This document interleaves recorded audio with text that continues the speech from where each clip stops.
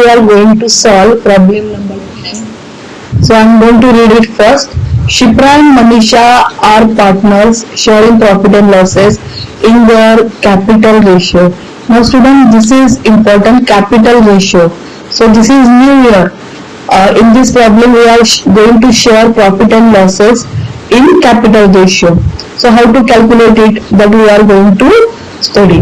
You are required to prepare trading account, profit and loss account and balance sheet. So in this problem we are going to prepare trading, profit and loss and balance sheet. At the same time we are going to prepare partners current account because this is fixed capital method problem. Okay, here we are discussing first the trial balance as on 31st March 2019. Debit side देखते हैं सबसे पहले. सी the first sundry debtor. Now student, sundry debtor is current asset, so it goes to balance sheet asset side.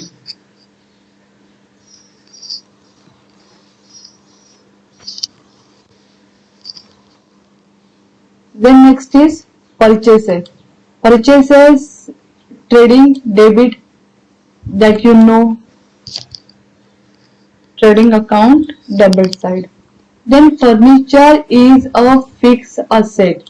Now I am tracing it that furniture is fixed asset because problem में adjustment में वहाँ पे दिया है that depreciation on fixed asset. So student, furniture is fixed asset. Then next, plant and machinery. Plant and machinery is again fixed asset. Plant and machinery भी क्या है, fix asset है, तो वो कहा जाएगा बैलेंस शीट असेट साइड. तो यहाँ पर मैं वापस एक बार आपको बताती हूँ. Furniture is fixed asset, plant and machinery is fixed asset, दोनों बैलेंस शीट असेट में जा रही है. Then next, wages. Wages trading account debit side, wages trading के डेबिट में जाएगा. Salaries, salaries profit and loss account debit side, so salaries जो है वो प्रॉफिट एंड लॉस अकाउंट के डेबिट साइड में जाएंगे. डिस्काउंट भी profit and loss account debit side, so ये भी प्रॉफिट एंड लॉस के डेबिट में जाएगा because this is discount allowed. ये क्या है, ये डिस्काउंट अलाउड है. Bills receivable. Bills receivable is current asset. Bills receivable current asset है. ओके, तो balance sheet asset, balance sheet asset side, but remember this, this is current asset, ये current asset है. Carriage outward.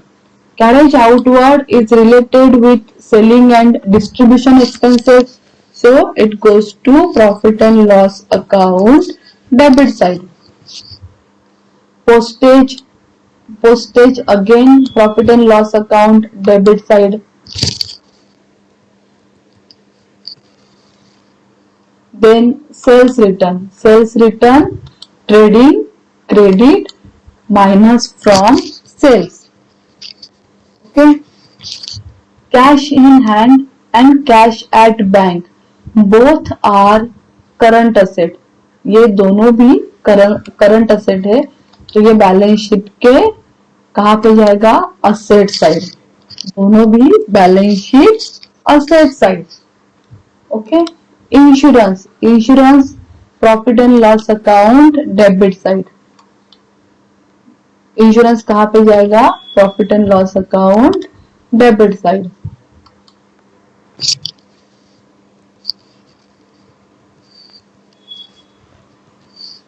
The next is opening stock, trading debit. Opening stock की posting कहाँ पे होती है, trading account debit side. That we know, हमें सबको पता है opening stock trading debit. Trade expenses, तो मैंने लास्ट प्रॉब्लम में स्टूडेंट आपको बोला था ट्रेड एक्सपेंसेस की पोस्टिंग कैसे होती है. अगर ट्रायल बैलेंस के डेबिट साइड में, अगर ट्रायल बैलेंस के डेबिट साइड में ट्रेड एक्सपेंसेस है और इसके साथ जनरल एक्सपेंसेस है या फिर सन्ड्री एक्सपेंसेस है या फिर मिसलेनियस एक्सपेंसेस है, हाँ, तो ट्रेड एक्सपेंसेस जो है वो कहा जाएगा ट्रेडिंग अकाउंट डेबिट साइड। पर यहाँ पे देखो इस ट्रायल बैलेंस के डेबिट साइड में only trade expenses is here. General expenses आपको नहीं दिख रहे, सन्ड्री एक्सपेंसेस नहीं दिख रहे, मिसलेनियस एक्सपेंसेस नहीं दिख रहे, at the same time office expenses भी नहीं है यहाँ पे। तो हम ट्रेड एक्सपेंसेस को कहाँ लेंगे, profit and loss account debit side में लेंगे। कहाँ पे लेंगे, profit and loss account debit. So trade expenses की posting for this problem profit and loss account debit side. Then next warehouse rent. Warehouse rent again this is a selling and distribution expenses. So profit and loss account debit side. Advertisement भी profit and loss account के debit side में आ रहा है। तो यहाँ पे advertisement की posting भी profit and loss account debit side. Building, now building is a fix asset, so balance sheet asset side, balance sheet asset side। Now student trial balance के डेबिट में furniture, plant and machinery and building ये तीनों fix asset है, हाँ, ये याद रखिए आप प्रॉब्लम के लिए। Then see the credit side, sales trading credit, sales trading account credit side. Rent profit and loss account credit side. अभी ये क्रेडिट का रेंट है, इसके लिए profit and loss account credit side. So ये रेंट रिसीव्ड है, okay. Sundry creditor balance sheet liability, sundry creditor balance sheet liability side. Purchase return trading debit but less from purchase, trading debit side less from purchase. Discount, this is discount received, so profit and loss account credit side। Bills payable liability है, balance sheet liability में posting होगी इसकी, so balance sheet liability side. Capital account balance sheet के liability में दिखेगा। और अगर आप पार्टनर्स कैपिटल प्रिपेयर कर रहे हो तो पार्टनर्स कैपिटल के क्रेडिट साइड में। Now what is important, current account is here. अगर प्रॉब्लम में करंट अकाउंट है देन उसको समझ लो कि ये फिक्स कैपिटल मेथड है। So in this problem we have to prepare current account. इस प्रॉब्लम में हमें करंट अकाउंट जो है वो प्रिपेयर करना है, okay. See the adjustment related to this problem. See the first one, stock on 31st March 2019 was at rupees 37,000। so stock कितना है, 37,000 है, ओके। यहाँ पे स्टॉक कितना है, 37,000 है। Sales include sale of machinery of rupees 2,000 which is sold on 1st April 2018। So sale of machinery is also included in sale. So sale of machinery is included in sale. So we have to less it from the sale. तो हमें ये cell में से less करना है। तो इसका एक इफेक्ट सेल में होगा एंड सेकंड इफेक्ट होगा मशीनरी के ऊपर, okay. See the third, depreciation on fix asset eight the rate 5%। तो ये एक अलग तरीके का एडजस्टमेंट हमें पूछा है। Actually this is a common depreciation, पर उन्होंने किस तरीके से डाला है, डेप्रिसिएशन ऑन फिक्स एसेट। तो ट्रायल बैलेंस के डेबिट साइड में इसलिए मैं ट्रेस कर रही थी कि ये फिक्स एसेट है, ये करंट एसेट है, ताकि आपको पता चले कि फिक्स एसेट कौन सा है और उसके ऊपर हमें क्या है, डेप्रिसिएशन है 5%। See the fourth, each partner is entitled to get commission at the rate 1% of gross profit and interest on capital 5% per annum. So this is related with partners current account। ये adjustment हमें कहाँ पे करना है, partner current account में करना है। So this is a new adjustment for us। See the fifth number, outstanding expenses, wages 200 and salary 500। So outstanding है wages के ऊपर एंड सैलरी के ऊपर। Create provision for doubtful debts at the rate 3%. So 3% क्या है?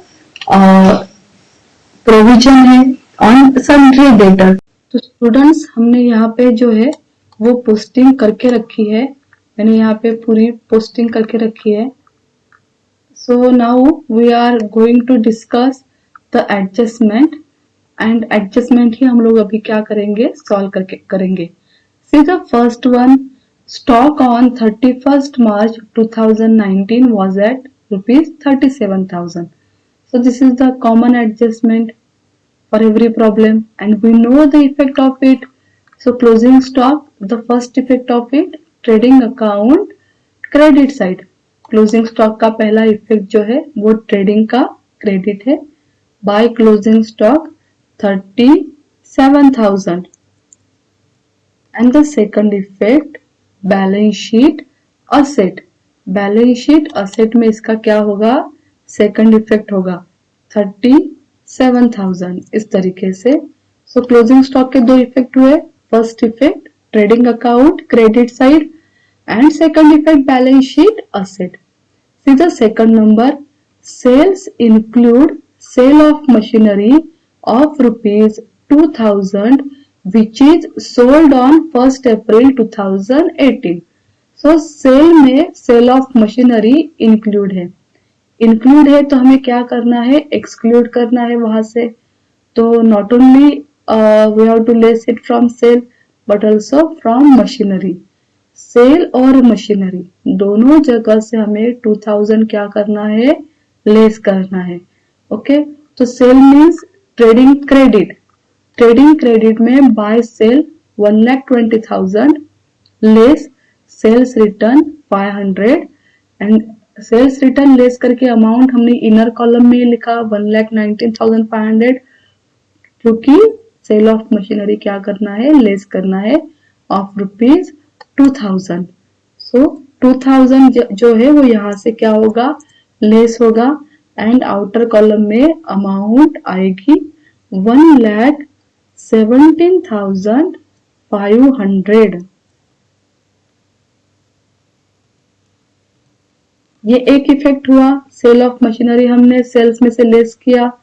Second effect, balance sheet asset plant and machinery में से cell of machinery क्या करना है, हमें लेस करना है 2000, and take the amount in inner column, inner column में ही अमाउंट लेना है, that is 58,000। Why?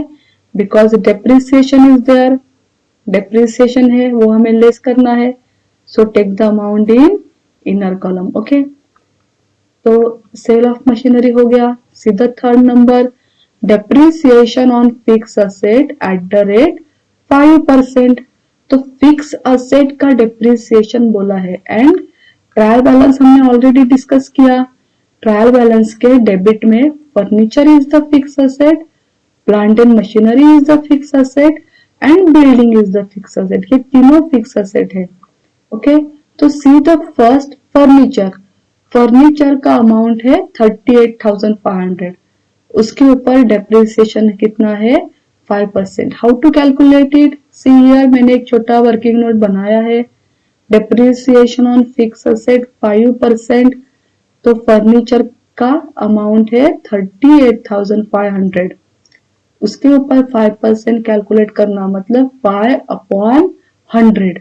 So 38,500 into 5/100 is equal to 1,925. This is the depreciation. तो इस तरीके से हमें डेप्रिसिएशन जो है वो क्या करना है, कैलकुलेट करना है। तो डेप्रिसिएशन कितना मिला, 1,925। सो वो लेस होगा फ्रॉम फर्नीचर, एंड लेस करके अमाउंट जो है वो हमें कहा लेना है, आउटर कॉलम में 36,575. And the second effect of it, because depreciation is a loss, the second effect goes to profit and loss account debit side. So I already written here depreciation on furniture. Write the amount in inner column 1,925 and 25, like that. Okay, then the next depreciation is plant and machinery, because plant and machinery is again fixed asset. So plant and machinery का amount जो है वो कितना amount है, 60,000 है. कहाँ पर, trial balance में. बट प्लांट एंड मशीनरी का अमाउंट 60,000 है, उसमें से हमने 2,000 लेस किया है सेल ऑफ मशीनरी का, तो नीचे अमाउंट कितना आता है, 58,000. So we have to calculate depreciation on 58,000, ना कि 60,000 पे कैलकुलेट करना है. हमें कौन से अमाउंट पे डेप्रिसिएशन कैलकुलेट करना है student, on 58,000. So 58,000 into 5% means 58,000 into 5 by 100 is equal to 2,900. तो 2,900 is the depreciation for plant and machinery. Plant and machinery का जो डेप्रिसिएशन है वो कितना आ रहा है, 2,900. कैसे आ रहा है, क्योंकि हमने कौन से अमाउंट पे कैलकुलेट किया, 58,000 पे कैलकुलेट किया, 60,000 पे नहीं. सो 2,900. Again we know the two effect of depreciation. पहला जो इफेक्ट है वो लेस करना है, तो यहाँ पे प्लांट एंड मशीनरी में से सेल ऑफ मशीनरी लेस करके हमने अमाउंट इनर कॉलम में ही रखा था, उसमें से लेस करो depreciation 2,900. So in outer column it is 55,100. And the second effect, profit and loss account, debit side, and in inner column we have to write 2,900. इस तरीके से. अभी थर्ड डेप्रिसिएशन किसका है, बिल्डिंग का, क्योंकि थर्ड फिक्स एसेट जो है वो बिल्डिंग है. सो बिल्डिंग का अमाउंट कितना है, 20,000. कैसे कैलकुलेट करेंगे, 20,000 इंटू 5 बाय 100. तो हमें क्या मिलेगा, डेप्रिसिएशन मिलेगा, दैट इज 1,000. तो 20,000 इंटू 5% दैट इज 1,000. सो 1,000 का भी दो इफेक्ट करना है, two effect of it. 20,000 less depreciation 1,000. In outer column 19,000. And second effect, profit and loss account debit 1,000. Now take the total of this amount in outer column. So 1,925 plus 2,900 plus 1,000 is equal to 5,825. तो ये हमने outer में ले लिया total. तो इस तरीके से तीनों का डेप्रिसिएशन हो गया. तो डेप्रिसिएशन के टू इफेक्ट आपको क्लियर हो गए अभी.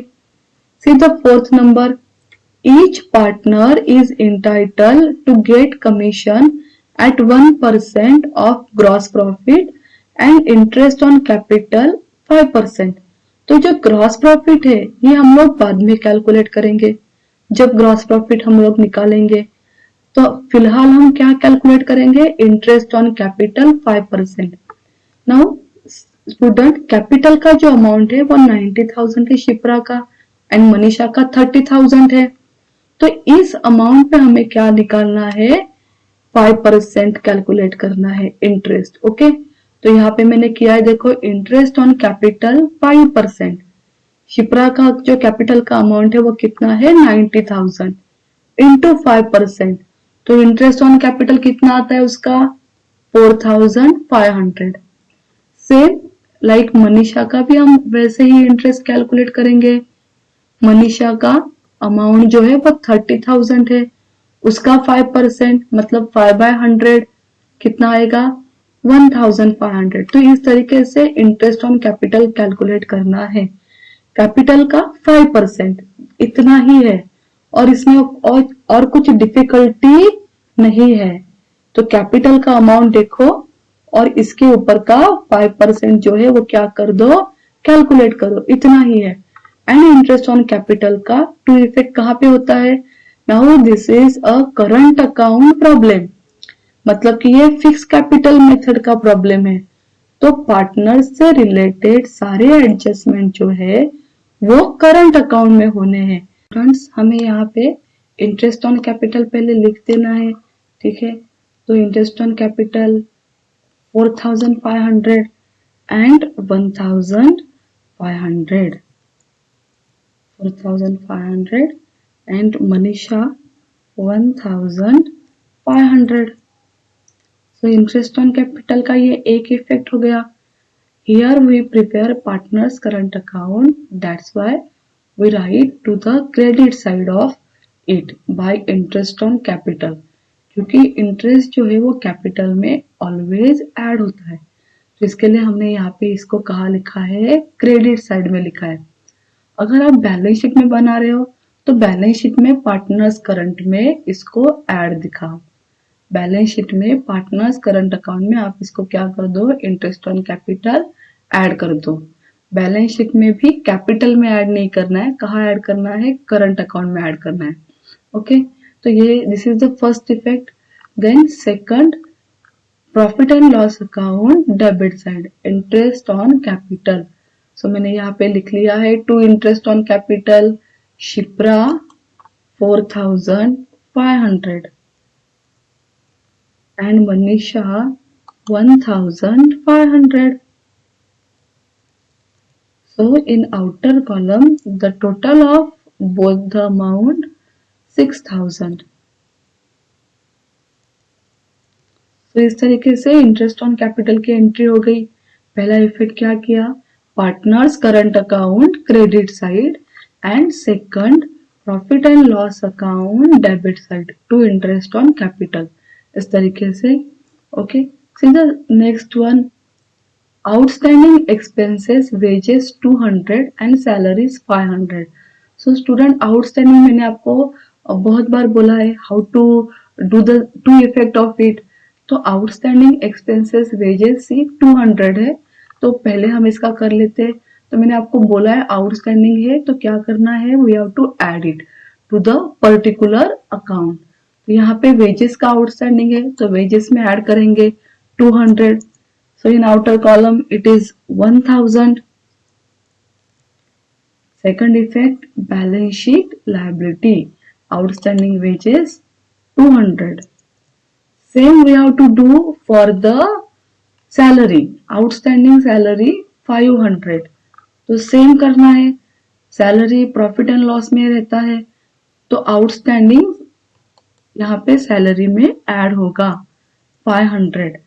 सो in outer column now it is 4,000 and second effect of it again balance sheet liability outstanding salaries 500।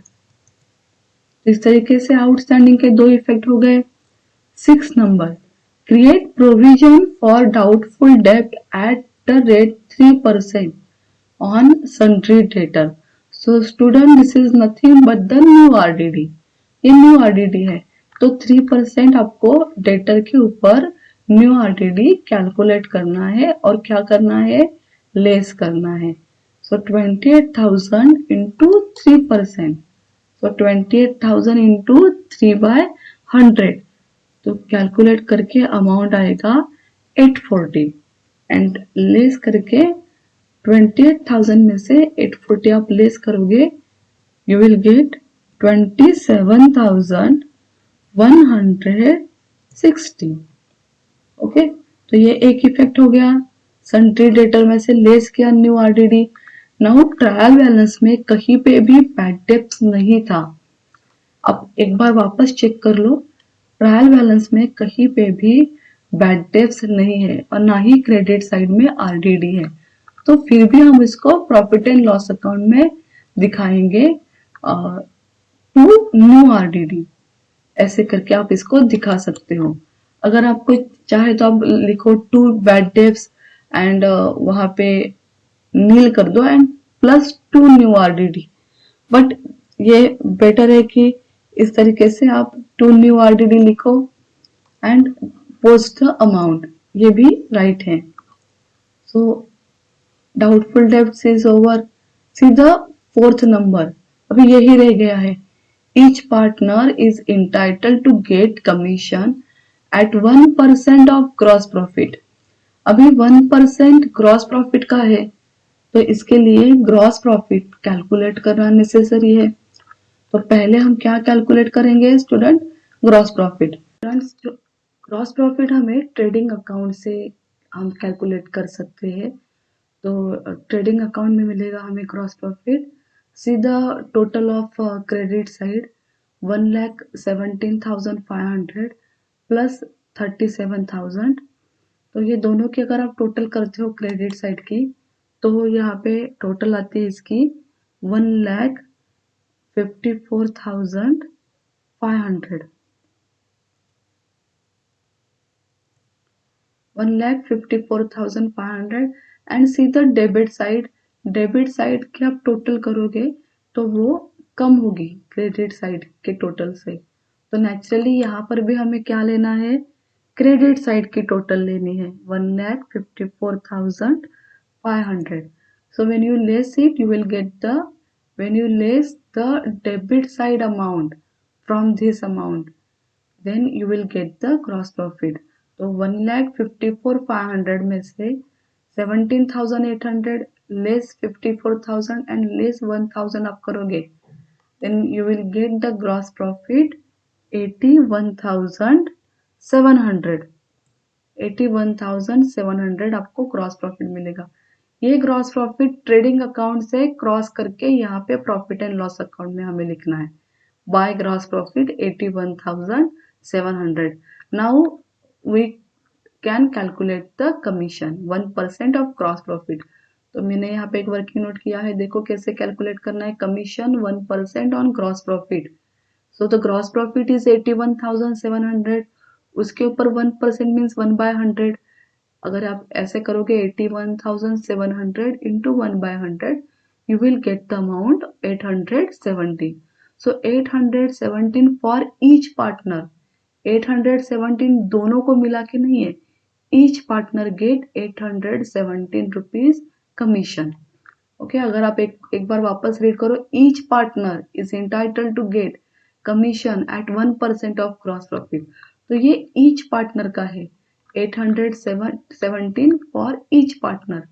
तो 8 कमीशन की एंट्री कहाँ पे होती है? पहला इफेक्ट होता है partners current account credit side by commission 817 for Shipra and for Manisha also 817। तो कमीशन जो है वो ऐड होना है इसमें, इसके लिए हमने इसको कहाँ पे किया? पार्टनर्स करंट के क्रेडिट में किया। अगर आप बैलेंस शीट में करंट अकाउंट कर रहे हो तो बैलेंस शीट में भी वहां पे क्या करो? ऐड दिखाओ, ऐड कमीशन करो, और वो भी करंट अकाउंट में करना है, कैपिटल अकाउंट में नहीं। सो ऐड कमीशन करो। सो commission is the expenses for the firm. Partner को कमीशन मिल रहा है पर फर्म के लिए कमीशन क्या है? एक्सपेंसेस है। तो इसके लिए इसका सेकंड इफेक्ट होगा profit and loss account debit side. तो प्रॉफिट एंड लॉस अकाउंट के डेबिट में 2 कमीशन मैंने लिखा है, शिप्रा का 817 एंड मनीषा का भी 817। आउटर कॉलम में दोनों का टोटल आता है 1,634। इस तरीके से कमीशन हो गया। Okay now all the adjustment done. तो हमें क्या कैलकुलेट करना है? ग्रॉस प्रॉफिट हमने ऑलरेडी कैलकुलेट किया है। प्रॉफिट एंड लॉस अकाउंट का नेट प्रॉफिट। तो प्रॉफिट एंड लॉस अकाउंट का नेट प्रॉफिट के लिए हमें देखो gross profit 81,700 discount 500 and rate 1,800 करेंगे तो आपको टोटल मिलेगी 84,000। एंड 84,000 की टोटल हमें क्रेडिट की यहाँ पे लिखनी है because debit side total is lesser than the credit side. तो क्रेडिट की टोटल हम यहाँ पे लेंगे, कहाँ पे? डेबिट के टोटल के कॉलम में।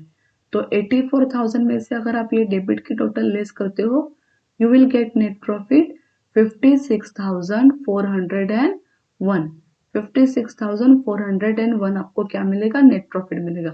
अभी ये नेट प्रॉफिट को आपको शिप्रा एंड मनीषा दोनों में क्या करना है? डिवाइड करना है। और यहाँ पे रेशियो क्या बोला है? कैपिटल रेशियो बोला है। ओके तो कैसे करना है? कैपिटल रेशियो में ना, वो कैपिटल इसका क्या है? 90,000 एंड 30,000। सो कैपिटल रेशियो भी कैसे हो गया 90,000 इज टू 30,000। इसको आप छोटा करो तो वो क्या बनेगा 9:3 बनेगा। 9:3 को अगर आप और छोटा करो डिवाइड करके तो वो क्या बनेगा 3:1 बनेगा। तो कैपिटल रेशियो क्या हो गया 3:1 हो गया। तो कैपिटल रेशियो में आपको नेट प्रॉफिट कैसे डिवाइड करना है, नेट प्रॉफिट इज 56,401। तो आपका नेट प्रॉफिट का रेशियो हो गया 3:1। 3:1 मतलब 3+1 करेंगे तो टोटल आती है 4। तो आपको ये जो नेट प्रॉफिट है 56,401 इसका 1 पार्ट निकालना है। तो 56,401 इंटू 1/4 करेंगे। ये 4 मैंने कहाँ से लाया 3+1, ये 3 और ये 1, 3+1 इज इक्वल टू 4। तो 56,401 इंटू 1/4, तो यू विल गेट 14,100.25। पॉइंट में आंसर आ रहा है यहाँ पे। 56,401 इंटू 3/4 करेंगे तो यू विल गेट 42,300.75। तो ये 3/4 मतलब शिप्रा का हो गया क्योंकि उसका जो है रेशियो 3 है एंड 1 किसका है मनीषा का। तो ये 1/4 का जो अमाउंट आ रहा है ये मनीषा का हो गया। तो यहाँ पे शिप्रा का अमाउंट देखो 42,300.75। इसको राउंड अप करेंगे हम लोग तो 0.75 है, इसके लिए वो क्या बन गया 42,301 एंड ये 0.25 इसको ऐसे ही रखेंगे 41,100। तो शिप्रा का नेट प्रॉफिट बन गया 42,301 एंड मनीषा का 14,100। इसको पॉइंट में आपको आंसर में नहीं लिखना है, कभी भी याद रखो पॉइंट में नहीं लिखना है। ओके, तो शिप्रा का जो है वो नेट प्रॉफिट बन रहा है 42,301 एंड मनीषा 14,100। तो ये ऐसे करके दोनों का यहाँ पे जो है वो टोटल आ गया है। हाँ, तो ये नेट प्रॉफिट जो है वो हमें कहाँ लिखना है पार्टनर्स करंट में लिखना है because we have to close partner current and calculate the balance. तो शिप्रा का नेट प्रॉफिट 42,301, मनीषा का 14,100। अब अभी इनका टोटल कर लो।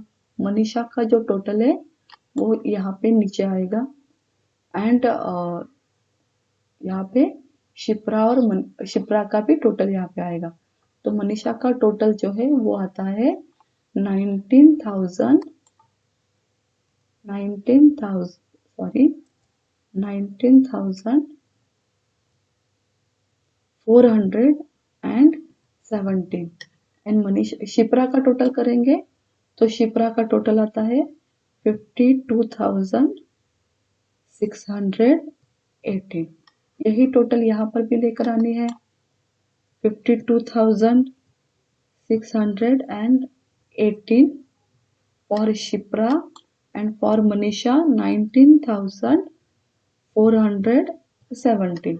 तो यहाँ पे बैलेंस निकालना है, यहाँ पे डेबिट में कुछ नहीं है मतलब लेस हम कुछ कर नहीं सकते। तो यही टोटल आपको उठा के लिखनी है 19,417 एंड यहाँ पे 52,618। तो हमें शिप्रा का बैलेंस मिल गया 52,618 एंड मनीषा का 19,417। तो ये आपको कहाँ पे लिखना है बैलेंस शीट के करंट अकाउंट में लिखना है, बैलेंस शीट के करंट अकाउंट में।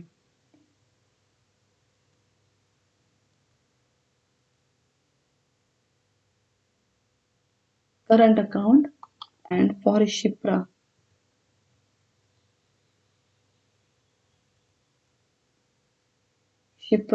एंड यहाँ पे मनीषा। शिप्रा का टोटल क्या आया है 52,618 एंड मनीषा का 19,417। तो आपको इस तरीके से बैलेंस शीट की लायबिलिटी की टोटल करनी है एंड असेट की टोटल करनी है। आप टोटल करोगे तो वो क्या हो जाएगी, यहाँ पे टैली हो जाएगी।